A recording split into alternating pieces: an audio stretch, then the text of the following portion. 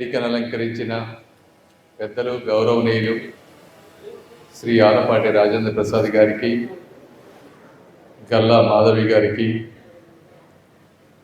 శ్రీదేవి గారికి, శివరాం గారికి, సంతోష్ నేత గారికి, నిండైన ఆప్యాయతకు మారు పేరైనటువంటి మా గుంటూరు ప్రాంత ప్రజలకు, అదేవిధంగా స్టాంప్స్ నుంచి సేవింగ్స్ వరకు, ఆధార్ నుంచి పాస్పోర్ట్ సేవా కేంద్రాల వరకు, గ్రామం నుంచి ప్రపంచం వరకు కలిపే వారధులు, సేవలకు సారథులు అయినటువంటి మా పోస్టల్ ఉద్యోగులందరికీ కూడా నా మనస్ఫూర్తిగా ధన్యవాదాలు తెలుపుతా ఉన్నాను. మొట్టమొదటిగా ఇందాక శ్రీదేవి గారు చెప్పినట్టు ఆంధ్రప్రదేశ్ తరపున ప్రాతినిధ్యం వహిస్తున్న నన్ను ఢిల్లీలో అన్ని రాష్ట్రాల మధ్య, ముఖ్యంగా సింధియా గారి మధ్యప్రదేశ్ ప్రాంతం ఉన్నా కూడా మనల్ని నంబర్ 1 చేసి నా గౌరవాన్ని నిలబెట్టిన మీ అందరికీ నాకు శతకోటి వందనాలు.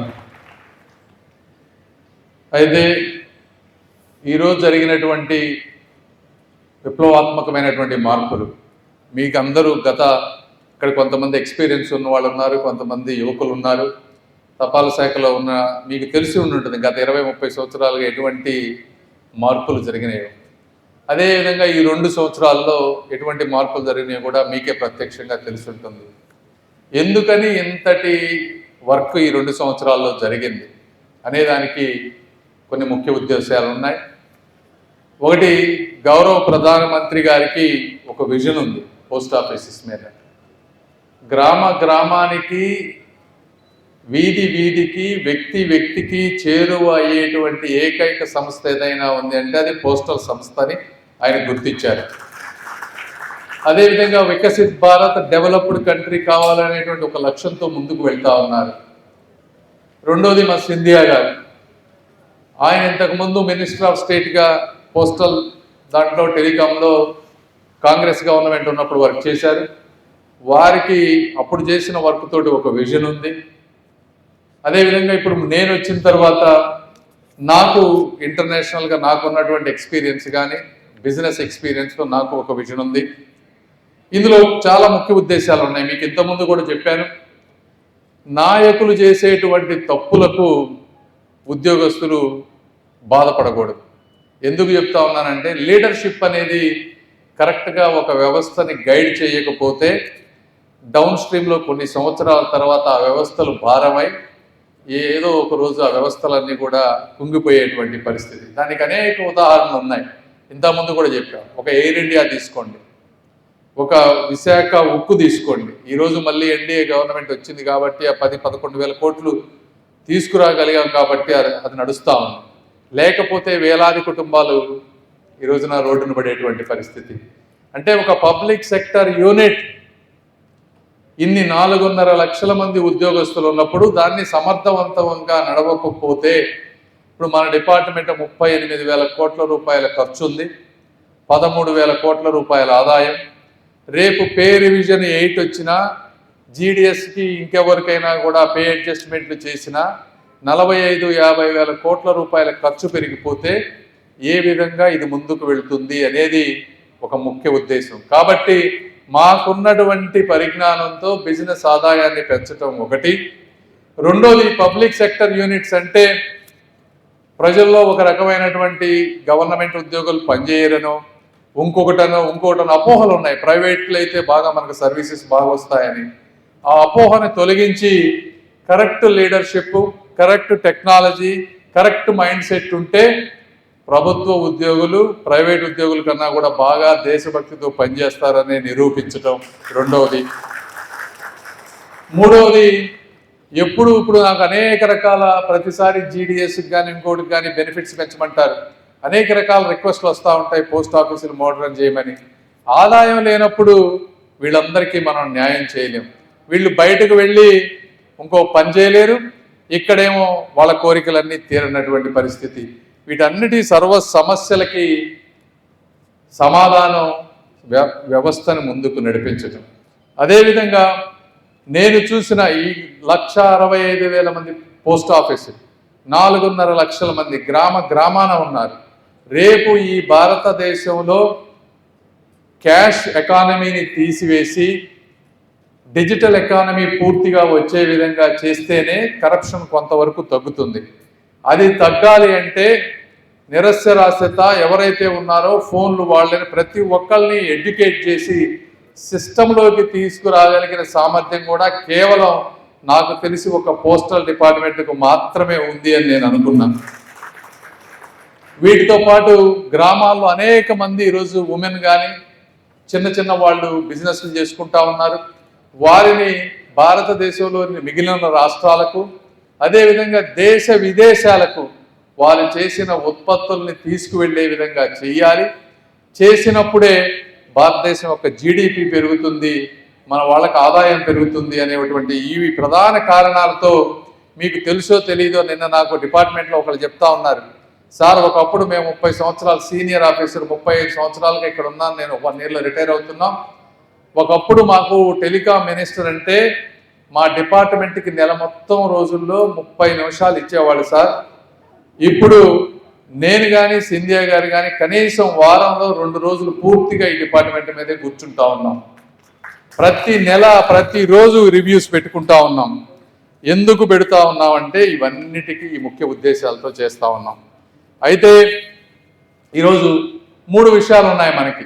ఒకటి, సాంకేతికత ఇంప్రూవ్ చేసుకోవాలి. అంటే మేము వచ్చే వరకు డిజిటల్ విప్లవం భారతదేశంలో ఉంటే మనకి యూపీఐ పేమెంట్స్ కూడా లేనటువంటి పరిస్థితి ఉంది. ఒక సంవత్సరంన్నర క్రితం వరకు ఆశ్చర్యం వేసింది నాకు ఇవన్నీ చూస్తే. ఈ విధంగా ఏ విధంగా చేస్తే ముందుకు వెళ్తాం అనే దాంతో ఒక యుద్ధ ప్రాతిపదికన అనేకంగా అంటే పైన ఉన్నటువంటి సీజీఎంలు కానీ ఇంకొకళ్ళకి ఒక సిస్టమేటిక్ ఆబ్జెక్టివ్ మెట్రిక్స్ పెట్టుకుంటా వచ్చాం. టార్గెట్స్ అని మీరు అనొచ్చు, కొంతమందికి ఇబ్బంది అవ్వచ్చు, కానీ అయితే దానివల్ల ఈ రోజున మీరు చూస్తూ ఉన్నారు ఎంత మార్పు వస్తూ ఉంది అనేది. చూసుకుంటే ఒక్కొక్క దాన్ని తీసుకున్నాం. ఇప్పుడు లాజిస్టిక్స్ తీసుకోండి, మన దగ్గరికి బయట కొరియర్ సర్వీసెస్ కానీ ఇంకో దాంట్లో ఎక్కువ రేట్లు, మన దగ్గర చాలా తక్కువ రేట్లు. ఏ కస్టమర్ అయినా మన దగ్గరికి రావాలి, ఎందుకు రాలేకపోతున్నాం? మన పార్సెల్ రెవెన్యూ 600 కోట్లు దేశం మొత్తం మీద. కేవలం ఒక కొరియర్ కంపెనీ కేవలం పార్సెల్ సర్వీసులో 6,000 కోట్ల రూపాయల రెవెన్యూ చేస్తూ ఉంది.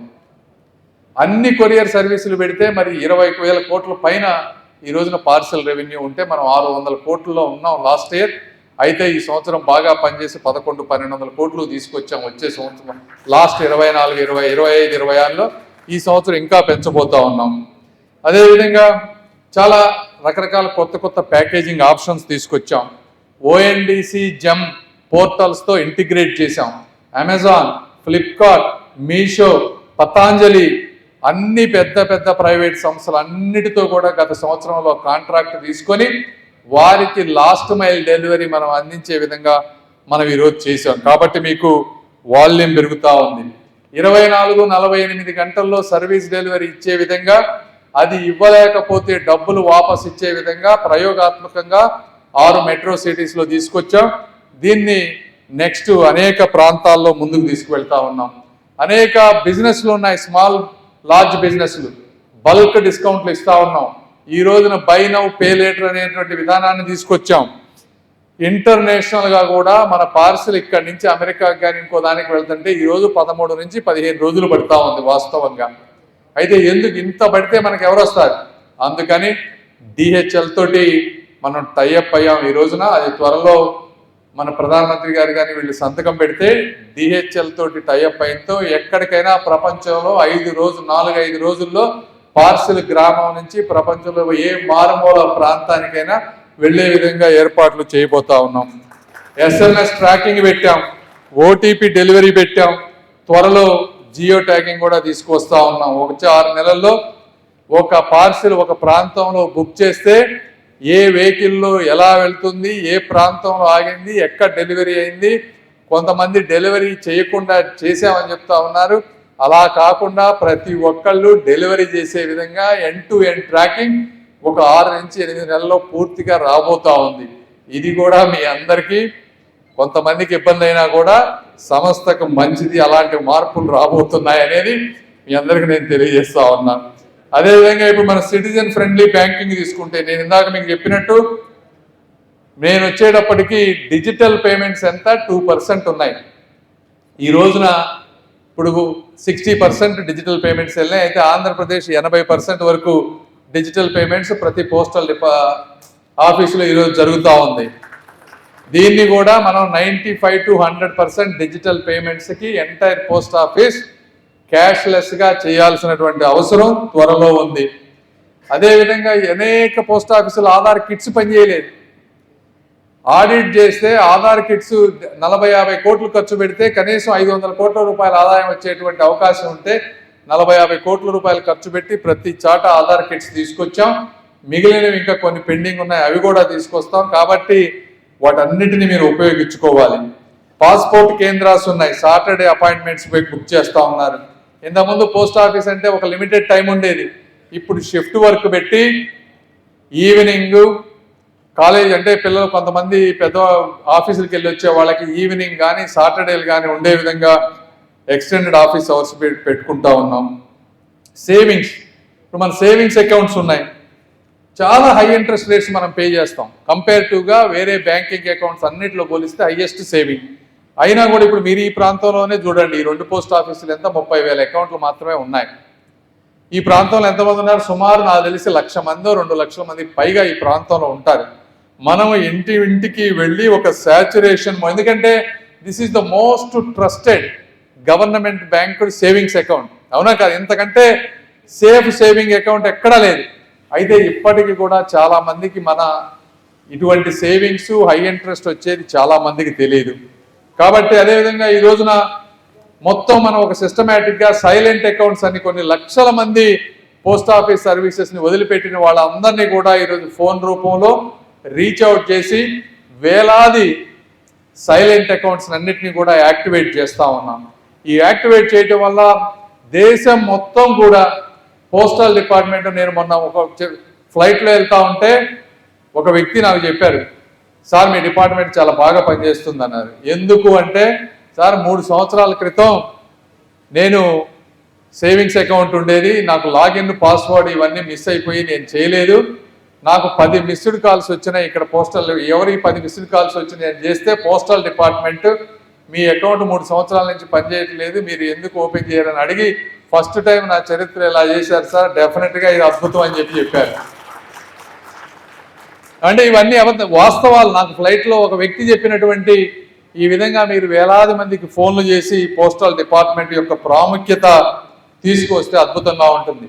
మా సైడ్ నుంచి కూడా ఈ సేవింగ్స్ అకౌంట్స్ ఇప్పుడు, ఎందుకంటే మనం ఇంటింటికి కొంతమంది వరకే వెళ్ళగలం, మొత్తం డిజిటల్గా మీరు ఆన్లైన్లో అడ్వర్టైజ్మెంట్ స్టార్ట్ చేసి ఎక్కడైనా సరే ఆన్లైన్లో కొనుక్కునే విధంగా సేవింగ్ అకౌంట్ పోస్ట్ ఆఫీస్కు రాకుండా కొనుక్కునే విధంగా చేయబోతా ఉన్నాం. అదేవిధంగా వాళ్ళ టర్మ్ అయిపోయిన తర్వాత 5 years అయిపోతే ఆటోమేటిక్గా వాళ్ళ బ్యాంక్ అకౌంట్ కూడా పోస్ట్ ఆఫీస్కు రాకుండా డబ్బులు వాళ్ళ అకౌంట్కి వచ్చే విధంగా ఎండ్ టు ఎండ్ త్వరలో రాబోతా ఉంది. ఇది వచ్చినప్పుడు మొత్తం ఫేస్బుక్, ఇన్స్టాగ్రామ్ అన్నిటి ఆన్లైన్ అడ్వర్టైజ్మెంట్ హెవీగా చేసి ప్రతి వ్యక్తి కూడా పోస్టల్ సేవింగ్స్ అకౌంట్లో కానీ ఇన్సూరెన్స్ అకౌంట్ ఆన్లైన్ కొనుక్కునే విధంగా త్వరలో ఇది చేస్తే మనం కరెక్ట్గా అడ్వర్టైజ్ చేసుకుంటే విపరీతమైనటువంటి ఆదాయం పోస్టల్ డిపార్ట్మెంట్కు పెరిగేటువంటి అవకాశం ఉంది. అది కూడా ఈ రోజున వర్క్ జరుగుతూ ఉంది. మీరు చూస్తూ ఉన్నారు, అనేక నెక్స్ట్ జన్జీ పోస్ట్ ఆఫీస్ అని యూనివర్సిటీలో పెట్టాం. ఎందుకని పెట్టాం? యువతకి మన కల్చర్, ఆ పోస్ట్ ఆఫీసులో కల్చర్ ఉట్టుపడే విధంగా ఉంటుంది.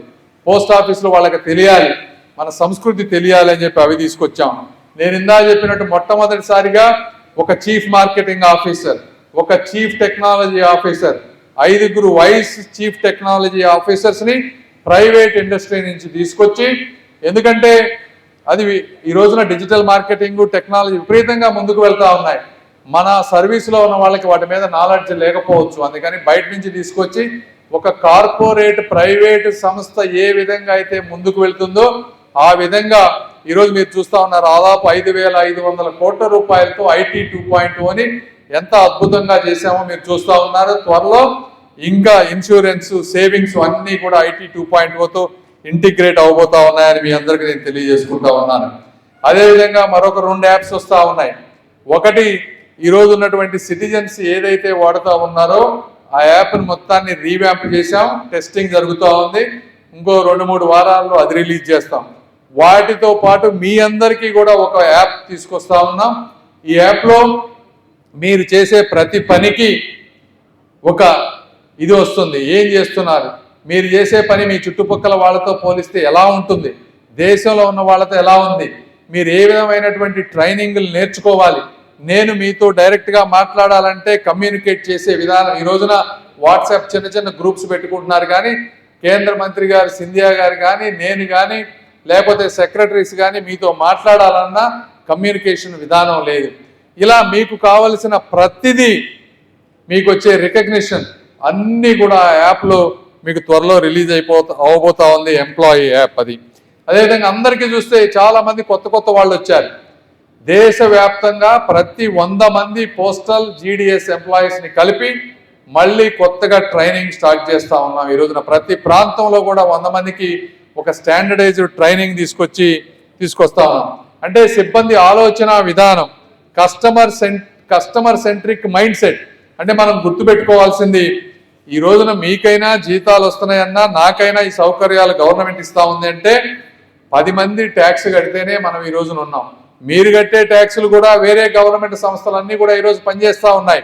అయితే ప్రతి ఒక్కళ్ళు కూడా ఇది నా సంస్థ అనేటువంటి విధంగా ముందుకు వెళ్ళి ఆ మైండ్ సెట్ను మనం మార్చుకొని మనకు వచ్చే వాళ్ళకి సర్వీస్ చేయాలనేటువంటి మైండ్ సెట్ ఉంటే తప్ప. ఈరోజు మీరు చూస్తూ ఉన్నారు 2 పోస్ట్ ఆఫీసులకు వెళ్తే అక్కడ ఉన్న వ్యక్తులు ఎంత ఆనందంగా చాలా సార్ ఎంత బాగా చూస్తూ ఉన్నారో, అడిగి మరీ చేస్తూ ఉన్నారు సార్ ఈ పోస్ట్ ఆఫీసులో అని చెప్తా ఉన్నారు. అవి వింటా ఉంటే నా మనసుకు చాలా ఆనందం వేసిందని చెప్పి మీ అందరికీ నేను తెలియజేస్తా ఉన్నాను. మరి ఈ రోజున మోడర్న్ పోస్ట్ ఆఫీసులు చూశారు, దాదాపు 40-50 పోస్ట్ ఆఫీసులు ప్రతి చాట మనం తీసుకొని 40-50 లక్షల రూపాయలతోటి బాగా చేశాం. ఇదే విధంగా మనం కొన్ని వేల కోట్ల రూపాయలతోటి మనకి దాదాపు 19,000 డిపార్ట్మెంటల్ పోస్ట్ ఆఫీసెస్ ఉన్నాయి. ఈ 19,000 పోస్ట్ ఆఫీసెస్ని కూడా వచ్చే 5-10 సంవత్సరాల్లో ఫేజ్ వైజ్గా ఇప్పుడు ఎలా చేశామో అలా చెయ్యాలి. అంటే దాదాపు మొదటి ఫేజ్లో ఒక 3,000 పోస్ట్ ఆఫీసులు తీసుకొని డిపార్ట్మెంట్ మనం క్యాబినెట్కు పంపించాం. అది వచ్చిన వెంటనే అన్ని పోస్ట్ ఆఫీసులు కూడా ముఖ్యమైన ప్రాంతాల్లో ఈ విధంగా ముందుకు వచ్చేటువంటి పరిస్థితి. మీరు ఒకసారి చూస్తే ఒకప్పుడు పోస్టల్ డిపార్ట్మెంటు టెలికాము కలిసి ఉండేవి. అనేక ఆస్తులు ప్రతి ప్లేస్లో కొట్టుకుంటా ఉండేవాళ్ళు. ఇది మా క్వార్టర్ అంటే మా క్వార్టర్, మీ క్వార్టర్ అంటే బిఎస్ఎన్ఎల్. ఇవన్నిటినీ కూడా కూర్చొని 3 నెలలు కూర్చొని టెలికాం ఆస్తులన్నీ సపరేట్ చేశాం, పోస్టల్ డిపార్ట్మెంట్ ఆస్తులన్నీ సపరేట్ చేశాం. 40 సంవత్సరాలుగా చేయలేనటువంటి ఆస్తులు సపరేషన్ చేసి ఎవరయ్యే వాళ్ళకి ఇచ్చి ఆ ఆస్తులన్నిటినీ కూడా నిరుపయోగంగా ఉండకుండా పోస్ట్ ఆఫీసుల పైన మనం షేర్డ్ కోవర్కింగ్ స్పేసెస్ బిల్డ్ చేయటం కానీ, ఖాళీగా ఉండే ఆస్తుల్ని ప్రైవేటు వాళ్ళకి ఇచ్చి డెవలప్ చేసి ఆ రెవెన్యూ అమ్మకుండా ఆ రెవెన్యూ పోస్టల్కి వచ్చే విధంగా అవి కూడా ఈరోజు మనం చేస్తూ ఉన్నామని మీ అందరికీ నేను తెలియజేస్తా ఉన్నాం. మొట్టమొదటిసారిగా ఈ విధంగా జీడిఎస్ సమ్మేళనాన్ని పెట్టి జీడిఎస్లందరినీ ఒక వేదికపై తీసుకొచ్చి వారికి ఈ డిపార్ట్మెంట్ యొక్క ముఖ్య ఉద్దేశాలన్నీ కూడా మనం చెప్తా ఉన్నాం. ఈరోజు దేశంలో బ్యాంకులన్నీ కలిపితే ఉన్నటువంటి బ్రాంచెస్ 60,000 మాత్రమే. మన దగ్గర ఉన్నాయి 1,60,000 బ్రాంచులు ఉన్నాయి. మనం అంటే ఏ విధంగా ఉండాలి మన డిపార్ట్మెంటు మీరు గుర్తుపెట్టుకోండి. ఎవరికైనా సేవింగ్స్ అయినా బ్యాంకింగ్ అయినా, ఎందుకంటే ఐపీపీబీతో డోర్ స్టెప్ బ్యాంకింగ్ ఉంది. ఈ రోజున మనకి బిల్లులన్నీ మనం కలెక్ట్ చేసుకోగలం. ఈ విధంగా అంటే ఎవరికైనా మన పోస్ట్ ఆఫీస్ గుర్తు రావాలని చెప్పి మీ అందరికీ నేను తెలియజేస్తా ఉన్నా. మీ నుంచి నేను కోరుకునేది, ప్రతి ఇంటికి ప్రతి వ్యక్తికి వెళ్ళి సేవింగ్స్ విలువ, ఇన్సూరెన్స్ విలువ, ఫైనాన్షియల్ ట్రైనింగ్ చేయండి. ఎందుకంటే అది ఒక ఉద్యోగం కాదు. ఒక్కొక్క వ్యక్తి కనుక 3 నుంచి 5,000 కుటుంబాలని, నిజంగా 3 నుంచి 5,000 కుటుంబాలను మీరు తీసుకుంటే ఆ 3-5,000 కుటుంబాలతో మీకు విపరీతమైనటువంటి బంధం ఏర్పడేటువంటి అవకాశం ఉంటుంది. 5,000 కుటుంబాలకి మీరు జీవితంలో ఎవ్వరు ఊహించినంత సేవ చేయగలుగుతారు. వాళ్ళకి కనుక మీరు ఇందులో సిస్టంలో తీసుకురాగలిగితే, అదేవిధంగా వ్యక్తులతో మీకు బంధాలు ఏర్పడినప్పుడు మీకు తెలియకుండానే మీకు ఎంతో ఒక పాజిటివ్ కర్మ, మంచి ఏ రోజు ఏ వ్యక్తి ఏ విధంగా ఉపయోగపడతారో మీరు ఊహించలేరు. కాబట్టి ఆ వచ్చే అవకాశాన్ని, అందరికీ కూడా ఇలాంటి అవకాశం రాదు, ఆ వచ్చిన ప్రతి అవకాశాన్ని మీ ఒక వ్యక్తికి మీకు 5,000 కుటుంబాలు మీ కుటుంబాలు అనుకొని మీరు సేవ చేయాలని నేను మనస్ఫూర్తిగా కోరుకుంటా ఉన్నాను. ఎందుకంటే సుకన్య సమృద్ధి స్కీమ్ ఒక్కటే తీసుకోండి, 3.8 కోట్లు ఈరోజు దాదాపుగా. అందులో ఒక పేద కుటుంబం పెద్ద అయిన తర్వాత డాక్టర్ అవ్వాలన్నా, లాయర్ అవ్వాలన్నా, అకౌంటెంట్ అవ్వాలన్నా, వాళ్ళ కళలు పూర్తి అవ్వాలంటే ఇలాంటి స్కీముల్లో చిన్నప్పటి నుంచి పెడితే, మీరు గుర్తుపెట్టుకోండి, డబ్బు వేస్ట్గా ఉంటే ఏమవుతుంది, దురలవాట్లు ఇవన్నీ వస్తాయి. ఇలాంటి వాటిలో పెడితే పిల్లల భవిష్యత్తుకి ఎంత మేలు చేసిన వాళ్ళు అవుతారు మీరు. అదేవిధంగా నేను ఇందా చెప్పాను, సెల్ఫ్ హెల్ప్ గ్రూప్స్, ఫార్మర్స్కి మనం హై క్వాలిటీ ఏదైనా సరే ఎరువులు కానీ, పెస్టిసైడ్స్ కానీ, విత్తనాలు కానీ పోస్ట్ ఆఫీస్ ద్వారా నాణ్యమైన కంపెనీలతో టైఅప్ అయ్యి రైతులందరికీ కనుక మనం సరఫరా చేయగలిగితే వారి జీవితాల్లో ఏ విధంగా మనం మేలు చేయగలుగుతామో కూడా మీరందరూ ఆలోచించండి. ఈ విధంగా ఇలా మనం అన్ని చేసుకుంటా పోతే గత 2 సంవత్సరాల్లోనే మీరు చూస్తూ ఉన్నారు, గత 10 సంవత్సరాల్లో పోస్టల్ ఆదాయం సంవత్సరం ఎంత పెరిగేది, కేవలం 200 కోట్ల రూపాయలు మాత్రమే పెరిగేది. ఇది భారతదేశం మొత్తం 2015లో మన పోస్టల్ డిపార్ట్మెంట్ ఆదాయం 11,000 కోట్లు అయితే గత సంవత్సరానికి వచ్చేటప్పటికి 13,000 కోట్లు, అంటే సంవత్సరానికి 200 కోట్లు పెరిగింది. మరి ఒక్క సంవత్సరంలోనే 2,100 కోట్ల రూపాయలు పెంచాం మనం, అంటే 15,100 కోట్లుగా తీసుకెళ్ళాం. 10 రెట్లు ఆదాయాన్ని పెంచగలిగాం. మళ్ళీ ఈ సంవత్సరం ఫస్ట్ క్వార్టర్ ఒక్కటి తీసుకుంటేనే, ఫస్ట్ క్వార్టర్ ఒక్క దాంట్లోనే 800 కోట్ల రూపాయలు 22% గ్రోత్ తోటి ఈరోజు పెంచగలిగాం. అంటే అదే విధంగా పనిచేస్తే ఈ సంవత్సరం 3,000 నుంచి 4,000 కోట్ల రూపాయల ఆదాయం పెంచితే మనం 13,000 ఉన్నది 19,000 కోట్ల రూపాయల ఆదాయానికి పెరుగుతుంది. ఈ విధంగా ఆంధ్రప్రదేశ్ మీరు ఇందా చెప్పినట్టు 233 కోట్ల రూపాయలతో టార్గెట్ 100% ఇస్తే 102% అచీవ్ చేసినందుకు మరొక్కసారి మీ అందరికీ నేను ధన్యవాదాలు తెలుపుతా ఉన్నాను. అంటే పోస్టల్ డిపార్ట్మెంట్ని మనం ఏ విధంగా చూడాలి అంటే, ఈ పార్సెల్ వ్యవస్థని సమూలంగా మార్చివేసి మనమే పార్సెల్ అనే విధంగా తీసుకొస్తే, మనమే ఫ్లైట్లు కొనుక్కొని ఇక్కడ నుంచి వేరే దగ్గరికి మన డిపార్ట్మెంట్ ద్వారా సరఫరా చేసేటువంటి శక్తిని, ఇదేం పెద్ద కష్టమైన పని కాదు, మన ఫ్లైట్లు కొనుక్కోలేక కాదు, ఈ డిపార్ట్మెంట్ని సపరేట్ చేసి మనమే ఒక పబ్లిక్ సెక్టర్ ప్రైవేట్ స్టాక్ మార్కెట్లోకి వెళ్ళే విధంగా చేసుకోగలిగేటువంటి శక్తి ఉన్నటువంటి డిపార్ట్మెంట్, అంత అవకాశం ఉంది పార్సెల్ డిపార్ట్మెంట్లో కానీ ఇంకో దాంట్లో కానీ. ఆ విధంగా నాకు అవకాశం ఉన్నంత వరకు నేను ఎన్ని నెలలు ఎన్ని సంవత్సరాలు ఇక్కడ మినిస్టర్గా ఉంటే అన్ని సంవత్సరాలు సింధియా గారు మేము కలిసి మీరెంత కష్టపడుతున్నారో మీ కష్టానికి 1% కూడా తక్కువగా కాకుండా, ఏమాత్రం స్వార్థం లేకుండా అద్భుతంగా ఒక మంచి డిపార్ట్మెంట్ మాకు వచ్చిన సమయానికి, మేము వెళ్ళే సమయానికి ఒక మంచి రూపం తీసుకొస్తామని కూడా మీ అందరికీ నేను మనస్ఫూర్తిగా తెలియజేస్తా ఉన్నాను. కాబట్టి ఆఖరిగా మరొకసారి వికసిత్ భారత్ అంటే అన్ని గవర్నమెంట్ ఇన్స్టిట్యూట్స్ కూడా అద్భుతంగా పనిచేయాలి, చేయించగలం. ఆ విధంగా చేస్తూ ప్రతి విద్యార్థికి చేరువుగా, ప్రతి వ్యాపారికి తోడుగా, ప్రతి మహిళకి భరోసాగా, ప్రతి వృద్ధునికి ఆసరాగా, ప్రతి పౌరుడు ఈ తపాలా వ్యవస్థను తన సొంత ఇంటి వ్యవస్థనే భావించే స్థాయికి తీసుకువెళ్ళటమే లక్ష్యంగా మీరందరూ పనిచేస్తారని, అదేవిధంగా మీకు ఏ అడ్డంకులు ఉన్నా, ఎంప్లాయీస్కి ఏ అడ్డంకులు ఉన్నా కూడా, ఏ ప్రాబ్లమ్స్ ఉన్నా కూడా దయచేసి మీకు యూనియన్స్ ఉన్నాయి, రిప్రజెంటేటివ్స్ ఇవ్వండి. నేను కూడా చాలామంది యూనియన్స్ని రకరకాలుగా అనుకుంటారు, కానీ నాకు యూనియన్స్ ఉండటం వల్ల వాళ్ళ సమస్యలన్నీ వాళ్ళ దృష్టికి వెళ్తాయి, వాళ్ళు తీసుకొస్తారు. ఎందుకంటే మేము ప్రతి ఒక్కళ్ళు మీ దగ్గరికి రాలేము కాబట్టి వాళ్ళ ద్వారా మాకు అనేక సమస్యలు తెలుస్తాయి. మీరు ఇస్తా ఉండండి, అన్నీ మీకు ఒక రోజులో అవ్వకపోవచ్చు, కానీ తప్పనిసరిగా అవన్నీ విని ఎన్ని చేయగలిగితే అన్ని చేసే ఉద్దేశం ఉన్నటువంటి వ్యక్తులు ఇక్కడ ఉన్నామని మీ అందరికీ తెలియజేసుకుంటూ మరొకసారి మీ అందరికీ మనస్ఫూర్తిగా ధన్యవాదాలు తెలుపుకుంటూ సెలవు తీసుకుంటా ఉన్నాను.